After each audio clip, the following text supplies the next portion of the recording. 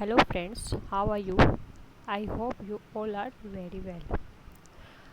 I am here with you all to discuss about statement of profit and loss account. मैंने अपने पहले की videos में discuss किया है कि हमारा financial statement of the company से क्या मतलब है, उनके क्या क्या एलिमेंट्स हैं और उन एलिमेंट्स में से हमने बैलेंस शीट को देखा। बैलेंस शीट के साथ साथ हमने नोट्स टू द अकाउंट को भी देखा कि ये क्या होती है और किस तरीके से बनाई जाती है। आज हम अपने इस वीडियो में फाइनेंशियल स्टेटमेंट के तीसरे element statement of profit and loss account को देखने जा रहे हैं। तो चलिए पहले हम देखते हैं इसका मतलब क्या होता है। A profit and loss account और statement also known as income statement हम इसे statement of profit and loss बोल दें, हम इसे प्रॉफिट एंड लॉस स्टेटमेंट बोल दें या इनकम स्टेटमेंट बोल दें, ये तीनों ही नाम हमारे एक दूसरे के सिनोनिम्स हैं। ठीक है। It is a financial report that shows a companies revenue and expenses over a given period of time. ये एक ऐसा फाइनेंशियल रिपोर्ट है जो हमें बताता है कि एक कंपनी की कितनी रेवेन्यू हुई है ड्यूरिंग अ पर्टिकुलर पीरियड और कितनी एक्सपेंसेस हुई है। ये स्टेटमेंट हम क्वार्टरली भी बना सकते हैं और ईयरली भी बना सकते हैं। It is one of 4 major statement. It means कि हमने देखा था अपने element of financial statement of for corporate entity में कि हमारे पास 4 एलिमेंट्स थे। That is statement of PL, second one balance sheet, third one notes to the account and fourth one cash flow statement. उसी में से ये क्या है, एक स्टेटमेंट है हमारे 4 मेजर स्टेटमेंट में से।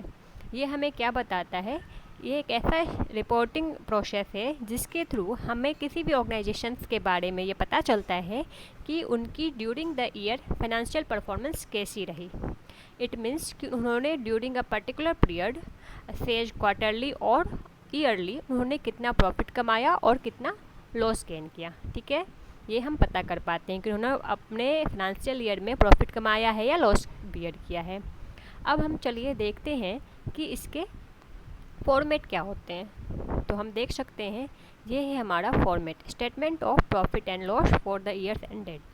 यहाँ पे हम जब भी फॉर्मेट बनाएंगे तो हम हेडिंग देंगे statement of profit and loss. अगर हम जिस भी कंपनी का बनाएंगे, अगर हमारे क्वेश्चंस में उस कंपनी का नाम दिया है तो हम इसके जस्ट सामने लिखेंगे statement of profit and loss for ABCD company.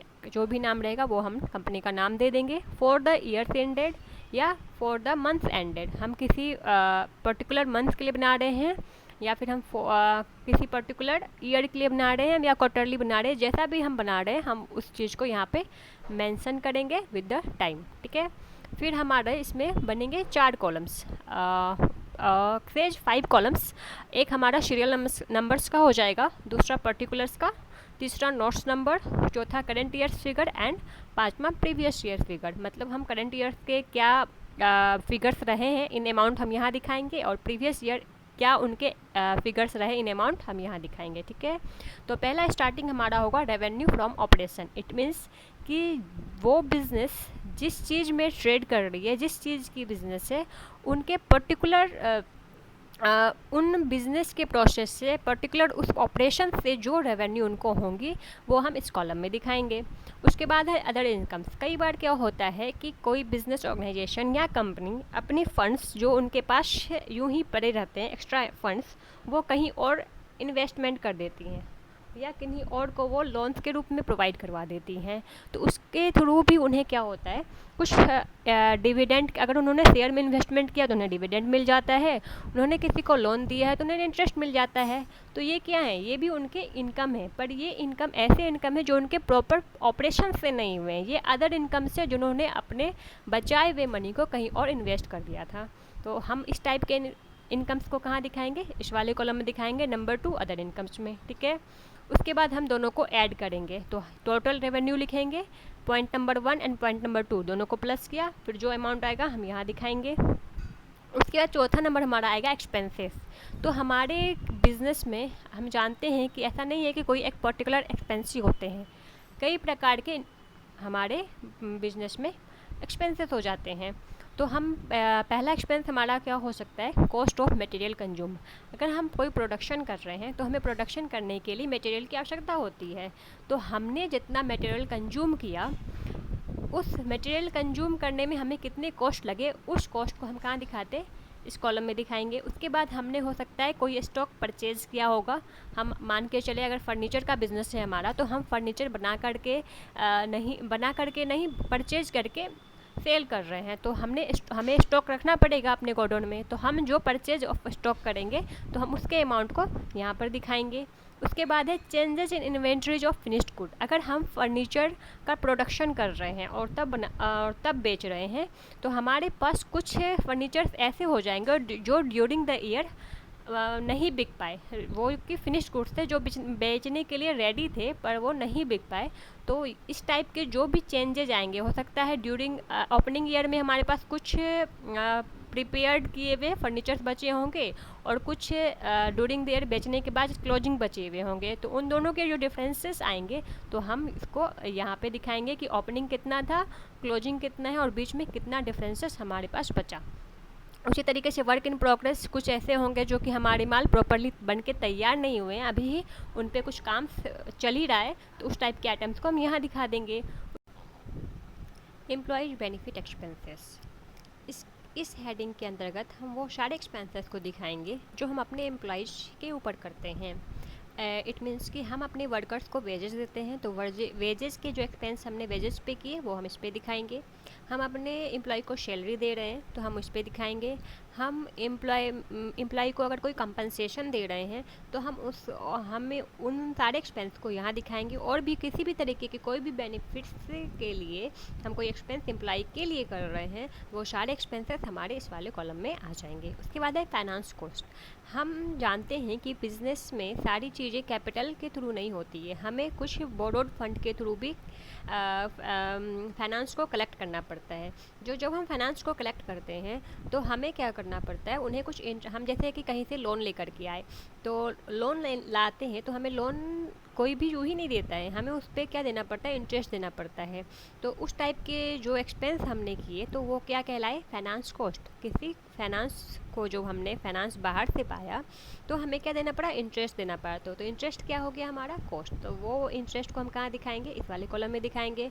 फिर डेप्रिसिएशन एमोर्टाइजेशन एक्सपेंसेस, हम जानते हैं कि हमारे फिक्स्ड एसेट्स पे डेप्रिसिएशन चार्ज करना होता है और हमारे इंटेंजिबल फिक्स्ड एसेट्स पे हमें अमोर्टाइजेशन देने पड़ते हैं। तो इस टाइप के जो एक्सपेंसेस होते हैं हम उस टाइप के एक्सपेंसेस को यहाँ दिखाएंगे। और अदर कोई भी एक्सपेंसेस, ऐसे कोई भी एक्सपेंसेस जो इन सारे कॉलम्स में नहीं आए, तो ऐसे कोई एक्सपेंस अगर हमें दिख जाते हैं तो हम उस टाइप के एक्सपेंसेस को इस वाले कॉलम में दिखा सकते हैं। उसके बाद है हम क्या करेंगे, इन सारे एक्सपेंस को टोटल करेंगे और इनका जितना टोटल होगा हमें टोटल एक्सपेंसेस में यहाँ पर दिखाएंगे। तो इस तरीके से हमारा ये एक्सपेंस का कॉलम ख़त्म होता है। उसके बाद क्या होगा, हमारा 5वां नंबर आता है प्रॉफिट बिफोर टैक्स। ये कैसे हम पाएंगे, जब हम अपने थर्ड मतलब टोटल रेवेन्यू में से fourth, it means expenses, total revenue में से टोटल एक्सपेंस को लेस कर देंगे तो हमारे पास क्या मिलेगा, प्रॉफिट बिफोर टैक्स। तो हमारे पास हमें पता चल जाएगा कि हमारे बिजनेस में प्रॉफिट हुआ या लॉस हुआ। अगर हमारा एक्सपेंस ग्रेटर है टोटल रेवेन्यू से तो हम कह सकते हैं कि हमारे बिजनेस को लॉस हुआ है। और अगर हमारा टोटल रेवेन्यू एक्सपेंस से बड़ा है तो हम ये कह सकते हैं कि हमारे बिजनेस में प्रॉफिट हुआ। अब हम जानते हैं कि बिज़नेस में प्रॉफिट होता है तो उस प्रॉफिट पे हमें टैक्स भी देना पड़ता है।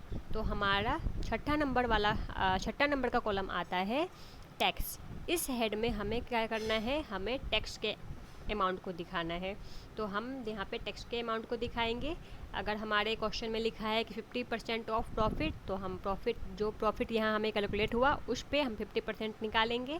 इट मीन्स अगर मान के चले हमें प्रॉफिट 1 लाख का हुआ तो 50% हो जाएगा 50,000, तो हम यहाँ पे 50,000 दिखा देंगे। फिर 7वां कॉलम हमारे पास आएगा प्रॉफिट आफ्टर टैक्स। कैसे आएगा, point number 5 it means profit before tax में से जब हम पॉइंट नंबर 6 टैक्स को लेस कर देंगे तो हमारे पास आ गया प्रॉफिट आफ्टर टैक्स। तो हमें पता चल जाएगा कि हमारे बिजनेस में प्रॉफिट हुआ तो प्रॉफिट बिफोर टैक्स कितना हुआ और प्रॉफिट आफ्टर टैक्स कितना हुआ। ठीक है, हम अगले अपने स्लाइड नंबर 4 एंड 5 में यहाँ पे जो हमने सारे हेडिंग्स को डिस्कस किया, इन सारे हेडिंग्स के डिटेल्स को देख सकते हैं। तो चलिए एक बार उन्हें भी देख लेते हैं। यूँ तो हमने यहाँ पे एक एक हेडिंग्स को डिस्कस कर लिया है, पर फिर भी हम देख सकते हैं याद रखने के लिए। Revenue from operations. Revenue from operations में क्या हो सकता है, कई बार हमारी बिजनेस से किसी प्रोडक्ट को सेल करती है। इट मीन्स मान के चलिए हमने फर्नीचर का सेल करते हैं, तो हम बना बनाया फर्नीचर बाहर से परचेज करते हैं और उनको सेल करते हैं, तो उससे जो हमें रेवेन्यू होगी तो हम इस वाले हेडिंग में दिखा देंगे। अगर हमारा बिजनेस सर्विस प्रोवाइडर है, इट मीन्स कि अगर हम टीसीएस की बात करें तो टीसीएस एक ऐसी कंपनी है जो सॉफ्टवेयर प्रोवाइडिंग सॉफ्टवेयर की कंपनी है। तो ये क्या करती है, ये अपने कस्टमर को सर्विसेज प्रोवाइड करवाती है। तो सर्विसेज प्रोवाइड करवाने पे जो रेवेन्यू इनको होती है तो वो क्या कहलाई, रेवेन्यू फ्रॉम ऑपरेशंस। उसके बाद ऐसी कोई भी ऑपरेटिंग रेवेन्यू जो इन दोनों कैटेगरी से मैच नहीं करती है तो हम उसे इस वाले कॉलम में दिखा देंगे। हमेशा याद रखिएगा कि अगर हमारी कंपनी एक ऐसी कंपनी है जो कि फाइनेंस कंपनी है, डेट सेज कि अगर हम बैंकिंग कंपनी की बात करें तो ये कौन सी कंपनी है, एक ऐसी कंपनी जो हमें फाइनेंस भी प्रोवाइड करवाती है। तो जो बिज़नेस को वो फाइनेंस प्रोवाइड करवाती है तो उनका ऑपरेशनल इनकम क्या हो जाएगा, उनका ऑपरेशनल इनकम हो जाएगा रेवेन्यू फ्रॉम इंटरेस्ट। लोन पे जो उन्हें इंटरेस्ट मिलेगा वो उनका क्या कहलाएगा, ऑपरेशनल रेवेन्यू। ठीक है, और हो सकता है उन्होंने किसी कंपनी के शेयर में इन्वेस्टमेंट किया हो तो उन्हें डिविडेंड मिल सकता है। और हम जानते हैं कि हमें बैंकिंग कंपनी कई प्रकार की सुविधाएं प्रोवाइड करवाती है, तो वो उन पे क्या लेती हैं, बैंकिंग चार्जेज लेती हैं, कुछ कमीशंस लेती हैं। तो वो सारे क्या हैं, इनकम फ्रॉम उनके फाइनेंशियल सर्विसेज से जो इनकम हमें प्रोवाइड होती है वो उनके इनकम होते हैं। तो रेवेन्यू फ्रॉम ऑपरेशंस में इस तरीके के इनकम्स आ जाते हैं। ठीक है, उसके बाद है अदर इनकम। तो अदर इनकम में हमने वहाँ देखा था और समझा था कि कई बार बिज़नेस के पास कुछ फंड्स से यूं ही पड़े रह जाते हैं, तो वो क्या करती हैं, कहीं बाहर के किसी कंपनी में इन्वेस्टमेंट कर देती हैं और किसी को लोन के रूप में दे देती हैं। तो जब वो किसी को लोन के रूप में देती हैं तो उन्हें इंटरेस्ट मिल जाता है। अगर वो किन्हीं शेयर में इन्वेस्टमेंट करती है तो उन्हें डिविडेंड मिल जाता है। और जब वो अपने शेयर को परचेज किए हुए शेयर को बेच देती है तो वो क्या है, परचेज ऑफ शेयर, ये डेट इज़ इन्वेस्टमेंट। जब वो अपने इन्वेस्टमेंट को बेचती है तो उन्हें प्रॉफिट भी हो सकता है और लॉस भी हो सकता है। तो वो अगर प्रॉफिट होगा तो वो प्रॉफिट को दिखाएंगी, अगर लॉस होगा तो वो इसी वाले कॉलम में दिखाएगी, बस नेगेटिव फिगर ब्रैकेट के अंदर दिखा देंगी। ठीक है, तो इसलिए हो गया हमारा अदर इनकम। इंटरेस्ट इनकम यहाँ पे देख सकते हैं आप कि इंटरेस्ट फाइनेंस कंपनी को छोड़ के बात की गई है, क्योंकि फाइनेंस कंपनी के लिए इंटरेस्ट क्या है, उनकी ऑपरेशनल इनकम है, जो हमने अपने पिछले स्लाइड्स में देखा था। ठीक है, अब चलिए हम देखते हैं एक्सपेंसेस। तो हमने एक्सपेंसेस को समझा था, कॉस्ट ऑफ मटेरियल, मतलब अगर हमारी कंपनी मैन्युफैक्चरिंग कंपनी है और वो प्रोडक्ट को बना करके बेचती हैं तो उन्हें रॉ मटेरियल की ज़रूरत पड़ती है। तो रॉ मटेरियल को जो कंज्यूम करने पे उन्हें कॉस्ट आता है वो हम वहाँ इस वाले कॉलम में दिखाते हैं। फिर हम अगर हमारी कंपनी या बिजनेस किसी प्रोडक्ट को खरीद कर बेचती है तो उन्हें क्या करना पड़ेगा, स्टॉक रखना पड़ता है। तो परचेज ऑफ स्टॉक रखने पे जो खर्च आते हैं वो हम परचेज ऑफ स्टॉक के आइटम को इसमें यहाँ दिखा देते हैं। फिर कई बार क्या होता है कि हमारा फिनिश्ड गुड हमारे वर्क इन प्रोग्रेस के कुछ ओपनिंग और क्लोजिंग बैलेंस के डिफरेंसेस बचते हैं, तो उन डिफरेंसेस को हम यहाँ दिखाते हैं। उसके बाद है एम्प्लॉयज बेनिफिट एक्सपेंसेस, जैसे salary, wages, staff welfare. Employee की बेनिफिट के लिए हम कोई भी एक्सपेंस करते हैं तो हमें यहाँ दिखाते हैं। फाइनेंस कॉस्ट, हमने कहीं से कंपनी को रन करने के लिए, कंपनी के डेवलपमेंट के लिए कहीं से फाइनेंस विद कलेक्शन किया तो उसे हमें देना पड़ता है इंटरेस्ट। तो हम अपने बोरोड फंड पर जो इंटरेस्ट पे करते हैं उसे हम फाइनेंस कॉस्ट के अंतर्गत दिखाते हैं। और ऐसे कोई भी एक्सपेंसेस जो ओवर हमने जितने भी एक्सपेंस के हेड को डिस्कस किया वो उनमें नहीं आते हैं तो हम उसे कहाँ दिखाएंगे, अदर एक्सपेंसेस के हेडिंग्स में दिखाते हैं। ठीक है, अब हम देखते हैं एग्जाम्पल के थ्रू कि हम स्टेटमेंट ऑफ पीएल को किस तरीके से फ्रेम करेंगे। तो ये है हमारा एग्जाम्पल। इसमें हम देख सकते हैं काफ़ी सारे आइटम्स दिए हुए हैं, तो इन सारे आइटम्स में से हमें समझना पड़ेगा कि हमारे पीएल में कौन कौन से आइटम्स जाएंगे और किस किस हेडिंग्स में जाएंगे। तो हम जानते हैं कि हमारे स्टेटमेंट में रेवेन्यू कैटेगरीज के आइटम जाते हैं और कैपिटल कैटेगरीज के आइटम नहीं जाते हैं। तो हमारे पास plant and machinery, land, depreciation है, तो हम इसमें से सेग्रीगेट करेंगे कि हमारे रेवेन्यूज कैटेगरी के आइटम क्या है, रेवेन्यू इनकम कौन से हैं और रेवेन्यू एक्सपेंसेस कौन से हैं, हम सेग्रीगेट करेंगे और फिर हम उन्हें अपने हेडिंग्स में डालेंगे। तो हम देख सकते हैं अगले स्लाइड में किस तरीके से हम बनाए हैं। हम सबसे पहले हेडिंग देंगे statement of profit and loss. क्योंकि क्वेश्चन में किसी कंपनी का नाम मेंशन नहीं किया हुआ है इसलिए हमने कंपनी का नाम नहीं दिया, और चूँकि क्वेश्चन में यहाँ पे डेट भी नहीं दिया हुआ है तो हमने यूँ ही यहाँ पे एक टेंटेटिव डेट डाल दिया है बस समझने के लिए।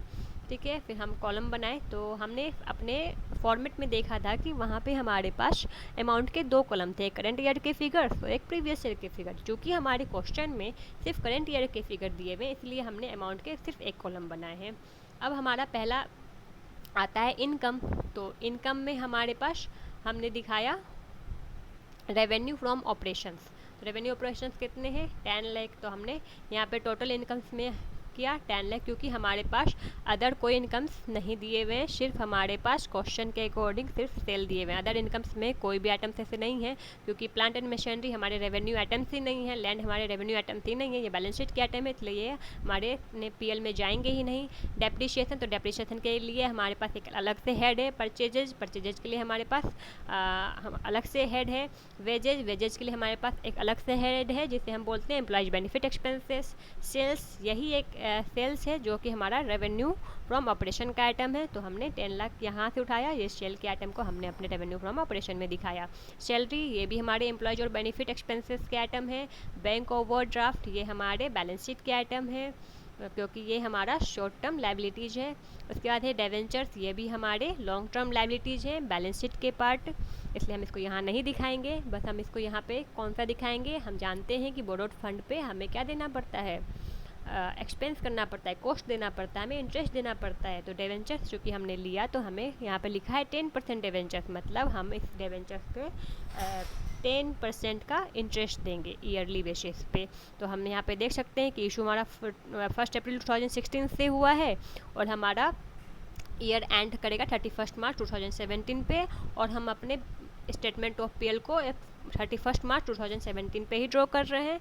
तो हम अपने डिवेंचर्स के कॉस्ट को निकाल सकते हैं, निकालेंगे और अपने फाइनेंस कॉस्ट के हेडिंग्स में उसे दिखाएंगे। उसके बाद इक्विटी शेयर कैपिटल, ये हमारे कैपिटल ओनर्स फंड है जो हमारे बैलेंस शीट के आइटम है, तो हम इसे अपने स्टेटमेंट ऑफ पेल में नहीं दिखाएंगे। प्रेफरेंस शेयर कैपिटल भी हमारे बैलेंस शीट के आइटम है इसलिए हम उसे यहाँ पे नहीं दिखाएंगे। तो हमने क्या किया, रेवेन्यू फ्रॉम ऑपरेशंस हमने ब्रैकेट में दिखा दिया शेल, हमने ये वाले आइटम लिख दिए और हमारे पास कोई भी अदर इनकम थे ही नहीं तो हमने यहीं पे टोटल किया और लिखा। इसके बाद एक्सपेंसेस, तो एक्सपेंसेस में हमारे पास पहला आइटम था मटेरियल कंज्यूम में हमने कितना किया, कॉस्ट ऑफ मटेरियल कंज्यूम मतलब परचेजेस। तो परचेजेस का आइटम हमारे पास अमाउंट था 4 लाख। उसके बाद एम्प्लॉयज बेनिफिट एक्सपेंसेस, तो हमारे पास 2 थी, सैलरीज एंड वेजेस। तो यहाँ हम देख सकते हैं हमने नोट नंबर में 1 लिखा है, इट मीन्स कि हमने इसका नोट्स बनाया होगा। तो चलिए नोट्स को देखते हैं। ये है नोट्स टू द अकाउंट जिसमें हम अपने सारे डिटेल्स वर्किंग नोट करके दिखाते हैं कि हमने किस तरीके से एम्प्लॉयज बेनिफिट एक्सपेंसेस में अगर 2 लाख लिखा है तो किस तरीके से हमने उसको लिखा है, तो उसे हम रेफ़र यहाँ से कर सकते हैं। तो हम यहाँ पे पॉइंट नंबर 1 पे रेफ़र किया और हमने देखा कि यहाँ पे एम्प्लॉयज बेनिफिट एक्सपेंसेस में कौन कौन से आइटम है, तो एक है वेजेस के, दूसरे हैं सैलरी के। फिर हम आते हैं अपने फाइनेंस कॉस्ट पे हमारे पास वर्किंग नोट 2 है, रेफ़र कर सकते हैं कि फाइनेंस कॉस्ट 10,000 आया तो किस तरीके से आया। तो हम देख सकते हैं फाइनेंस कॉस्ट किस तरीके से आया, 10% of rupees 1 lakh of debentures. ठीक है, तो 1 ईयर के लिए है तो 10,000 का 10%, 1 लाख का 10% 10,000 होता है। तो ये हमारा फाइनेंस कॉस्ट 10,000 बना, तो यहाँ पे हमने 10,000 दिखाया। उसके बाद है डेप्रिसिएशन एंड अमोर्टाइजेशन एक्सपेंसेस जो हमारे क्वेश्चन में दिया हुआ है। देख सकते हैं हम यहाँ पे 16,000 है तो हमने यहाँ पे 16,000 दिखाया। अब हम क्या कर रहे हैं, टोटल एक्सपेंसेस को हम यहाँ पे जोड़ रहे हैं। तो ये सारे हमारे टोटल एक्सपेंसेस में हमने उसको जोड़ा तो कितना आया, 6,26,000।